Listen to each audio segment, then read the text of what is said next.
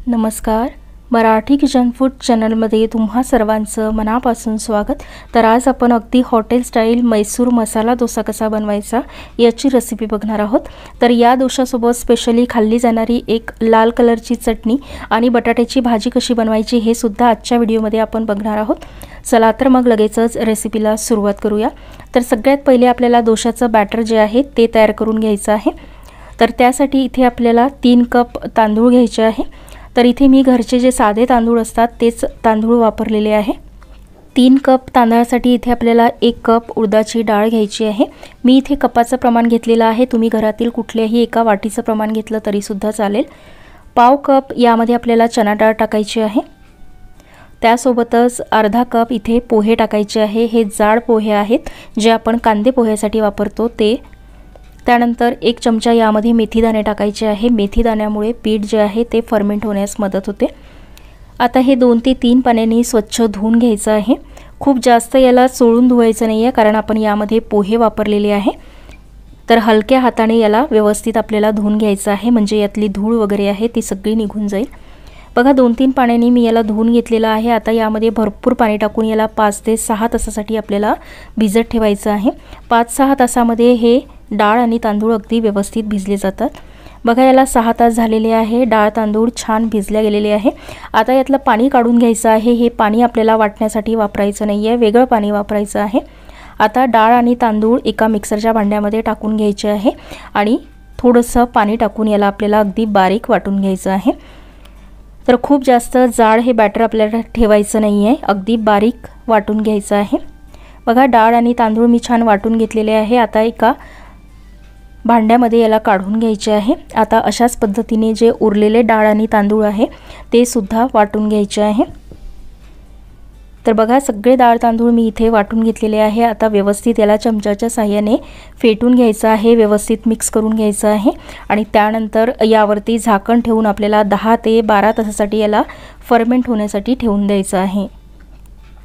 तर उन्हाळ्याचे दिवस जर असतील तर हे अगदी लवकर फर्मेंट होतं। बघा याला 10 तास झालेले आहे। बॅटर इथे तुम्ही बघू शकता अगदी छान फर्मेंट झालेला आहे। जी प्लेट आपण झाकली होती त्याला सुद्धा पूर्ण बॅटर लागले गेलेला आहे। अगदी हलकं फुलकं जाळीदार हे बॅटर आपलं तयार झालेलं आहे। हे एकदा व्यवस्थित आपल्याला मिक्स करून घ्यायचं आहे। आता डोशासाठी लागणारं जे बॅटर आहे ते आपलं तयार झालेलं आहे। हा डोसा बनवण्यासाठी आपल्याला चटणी आणि बटाट्याची जी भाजी आहे ती तयार करून घ्यायची आहे। तर सगळ्यात पहिले ही जी लाल चटणी आहे ती आपण बनवून घेऊया। त्यासाठी गॅसवरती कढई ठेवलेली आहे, त्यामध्ये अगदी 2 टेबलस्पून तेल गरम करून घ्यायचं आहे। खूप जास्त तेल इथे वापरायचं नाहीये। तेल छान गरम झालं की अर्धा चमचा मोहरी आणि अर्धा चमचा जिरे टाकून घेतलेले आहे आणि 2 ते 3 टेबलस्पून यामध्ये चना डाळ टाकलेली आहे। चना डाळ थोडीशी 1 ते 2 मिनिटं परतून घ्यायची आहे। बघा चना डाळीचा थोडासा रंग बदललेला आहे। आता यामध्ये 2 मीडियम आकाराचे कांदे चिरून मी टाकून घेतलेले आहे। त्यासोबतच 5-6 लसूण पाकळ्या टाकलेल्या आहे, अर्धा इंच आलं टाकून घेतलेलं आहे। त्यानंतर अगदी थोडीशी यामध्ये चिंच टाकायची आहे। त्यासोबतच 3 ते 4 लाल सुक्या मिरच्या टाकून घेतलेल्या आहे। तुमच्याकडे जर काश्मीरी मिरची असेल तर त्या मिरच्या सुद्धा तुम्ही इथे वापरू शकता। थोडंसं बीटरूट इथे मी टाकून घेते आहे, यानी चटणीला कलर छान येईल। जर तुमच्याकडे काश्मीरी मिरची असेल तर त्या मिरचीने सुद्धा चटणीला छान लाल रंग येतो। आता हा कांदा थोडासा सॉफ्ट होईपर्यंत आपल्याला हे सगळं परतून घ्यायचं आहे। तर अगदी 5 मिनिटांमध्ये मीडियम गॅसवरती कांदा छान सॉफ्ट होतो। बघा कांदा थोडासा सॉफ्ट झालेला आहे। आता यामध्ये चवीनुसार मीठ टाकायचं आहे। पाव चमचा हळद टाकून घेतलेली आहे आणि थोडासा कढीपत्ता टाकलेला आहे, 5-6 कढीपत्त्याची पानं आणि 1 चमचा इथे मी काश्मीरी मिरची पावडर टाकून घेतलेली आहे। आता हे सगळं व्यवस्थित मिक्स करून घ्यायचं आहे। 1-2 मिनिटं याला परतून घ्यायचं आहे आणि गॅस बंद करून घ्यायचा आहे। खूप जास्त इथे कांदा शिजवायचा नाहीये। बघा कांदा व्यवस्थित सॉफ्ट झालेला आहे। आता हे सगळं साहित्य आपल्याला थंड करून घ्यायचं आहे आणि मिक्सरमध्ये टाकून घ्यायचं आहे। थोडंसं पाणी टाकायचं आहे आणि ही चटणी वाटून घ्यायची आहे। तर इथे मी पाव कप पाणी टाकून घेतलेलं आहे आणि अगदी बारीक ही चटणी वाटून घेतलेली आहे। तर डोशासाठीची जी लाल चटणी आहे ती आपली रेडी झालेली आहे। आता जो आलूचा मसाला आहे बटाट्याचा तो आपण इथे करून घेऊया। त्यासाठी 3 ते 4 टेबलस्पून तेल गरम करून घेतलेलं आहे। तेल छान गरम झालं की त्यामध्ये मोहरी टाकून घेतलेली आहे 1 चमचा। मोहरी छान फुटायला लागली की आपल्याला यामध्ये अर्धा चमचा उडदाची डाळ आणि अर्धा चमचा चणा डाळ टाकून घ्यायची आहे। त्यासोबतच इथे 2 मीडियम आकाराचे कांदे लांब असे चिरून घेतलेले आहे, ते सुद्धा यामध्येच टाकायचे आहे आणि कांदा जो आहे तो आपल्याला छान लालसर रंग येईपर्यंत परतून घ्यायचा आहे, खूप जास्त लाल करायचा नाहीये। कांद्यासोबतच इथे आपल्याला हिंग सुद्धा टाकायचा आहे, तर पाव चमचा इथे मी हिंग टाकून घेतलेला आहे। त्यासोबतच इथे 5-6 हिरव्या मिरच्या आणि 2 ते 3 लाल मिरच्या टाकून घेतलेल्या आहे। 10-12 कढीपत्त्याची पानं सुद्धा मी इथेच टाकून घेतलेली आहे आणि आता कांदा 5 मिनिटे तरी आपल्याला छान परतून घ्यायचा आहे। कांद्यासोबतच हे सगळं साहित्य सुद्धा छान परतले जाईल। बघा कांदा छान लालसर रंगावरती परतून झालेला आहे। आता यामध्ये आपल्याला चवीनुसार मीठ टाकायचं आहे आणि भाजीला लागेल तेवढी हळद टाकायची आहे, तर इथे मी अर्धा चमचा हळद टाकून घेतलेली आहे। हे सगळं व्यवस्थित परतून घ्यायचं आहे, मिक्स करून घ्यायचं आहे आणि त्यानंतर इथे मी 5 मीडियम आकाराचे बटाटे उकळून घेतलेले आहे, त्याची सालं काढून घेतलेली आहे आणि त्याला हाताच्या साहाय्याने थोडंसं मॅश करून घेतलेलं आहे, म्हणजे यामध्ये काही तुकडे आहेत आणि काही बटाटे जे आहे ते थोडेसे बारीक झालेले आहे।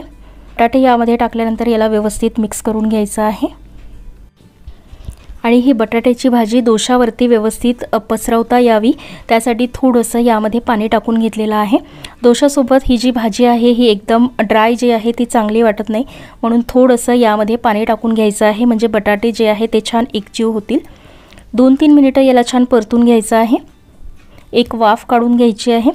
भाजी आपली रेडी झालेली आहे। वरून बारीक चिरलेली कोथिंबीर मी टाकून घेतलेली आहे, एकदा मिक्स करून घ्यायचं आहे। तर दोशासाठीची जी लाल चटणी आहे ती सुद्धा आपली रेडी झालेली आहे आणि जो आलूचा मसाला आहे तो सुद्धा रेडी झालेला आहे। आता लगेचच आपण डोसा बनवायला घेऊया। जे बॅटर आपण बनवून घेतलेलं होतं त्यातलं बॅटर मी थोडंसं बाजूला काढून घेतलेलं आहे। तुम्हाला जेवढे डोसे बनवायचे आहे तेवढं बॅटर बाजूला काढून घ्या आणि बाकीचं जे बॅटर आहे ते तुम्ही फ्रीजमध्ये ठेवू शकता, समोर 2 ते 3 दिवस तुम्ही त्याला यूज करू शकता। आता यामध्ये चवीनुसार मीठ टाकायचं आहे। हे डोशाचं बॅटर जे आहे हे व्यवस्थित आहे, याची कन्सिस्टन्सी जर खूप जास्त घट्ट असेल तर थोडंसं पाणी टाकून याला तुम्ही पातळ करून घेऊ शकता। आता आपण डोसा बनवायला घेऊया। इथे तव्यावरती थोडंसं तेल लावून घ्यायचं आहे, तवा छान पुसून घ्यायचा आहे तेल लावल्यानंतर आणि त्यानंतर तवा आपल्याला व्यवस्थित गरम करून घ्यायचा आहे। इथे तवा छान गरम झालेला आहे, त्यावरती थोडंसं पाणी टाकून घ्यायचं आहे आणि एका कापडाने याला व्यवस्थित पुसून घ्यायचं आहे। आता तवा जो आहे तो आपला डोसा बनवण्यासाठी रेडी झालेला आहे।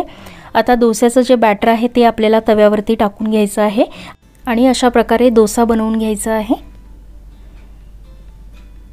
तर बघा इथे मी व्यवस्थित डोसा बनवून घेतलेला आहे।